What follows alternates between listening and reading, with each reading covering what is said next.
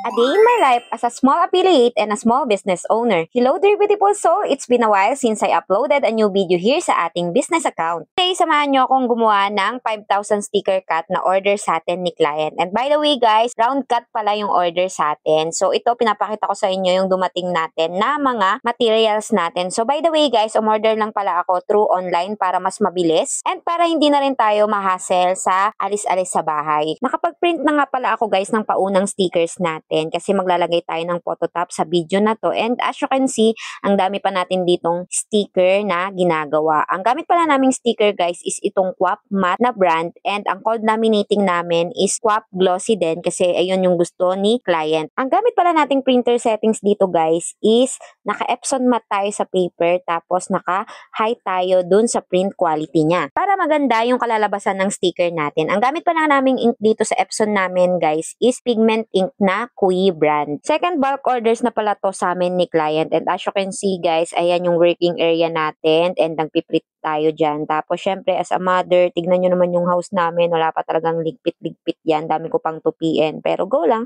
carry lang yan kasi yun talaga is part ng life. And ang kagandahan talaga pag printing business mo ay nasa bahay, kaya mong pagsabayin-sabayin yung mga bagay-bagay. Tignan nyo naman yan, ang kalat ng house namin, pero yung working area natin malinis kasi syempre, di ba? Ayan yung binibidyohan natin. And dito guys, naglalagay ulit ako ng sticker dito sa cutting mat natin kasi nagkakat na tayo dito. And ang perfect lang na pagsabay-sabayin, kaya mong pagsabay-sabayin yung mga ginagawa mo kapag talagang kompleto yung gamit. At as you can see guys, nakalatag lahat yung gamit natin dyan. Nakabukas din yung heavy duty laminator natin para mas mabilis. Yung una kasing order sa amin ni client nito, talagang nagmamano-mano lang ako ng squeegee and na-stress talaga ako, kaya talaga nag-invest ako sa heavy duty na laminator para syempre 'di ba, mabilisan lang. Kasi katulad nito, ang dami, hindi natin siya kayang pagsabay-sabayin na i-squeegee lang ang gamit. Naka-layout kasi siya guys ng 12 pieces per A4, tapos 333 sheets yung kailangan kong i-print and cut. Tapos isipin nyo, no, kung i-squeegee natin yun ng mano-mano, 333 pieces yun. Ilang oras yung masasayang natin, di ba? Compare sa naka-heavy duty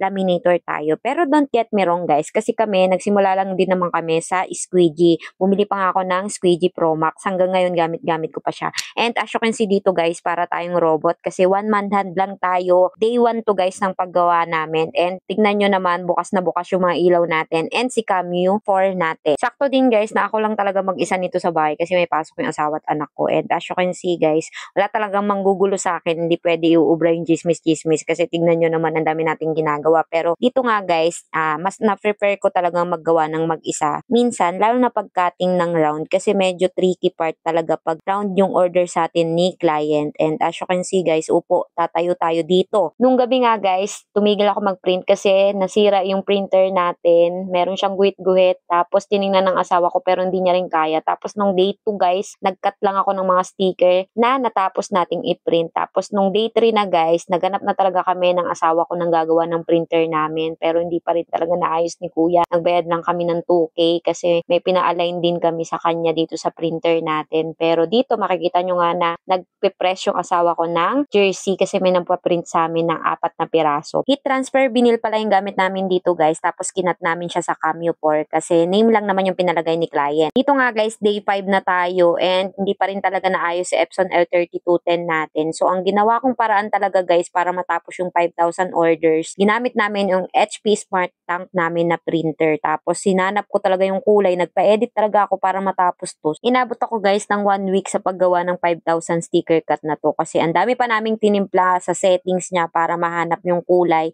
nakakulay dun sa Epson L3210 na print. Pero yun nga, buti na lang may grace talaga si Lord and pumayag si client na ganun yung gawin. So, akala na talaga namin dito matatapos. Pero ito guys, ito lang yung gusto kong i-share sa inyo. So, yun lang. Thank you for watching. God bless. Happy crafting. Always remember, so whether you eat or drink or whatever you do it for the glory of God.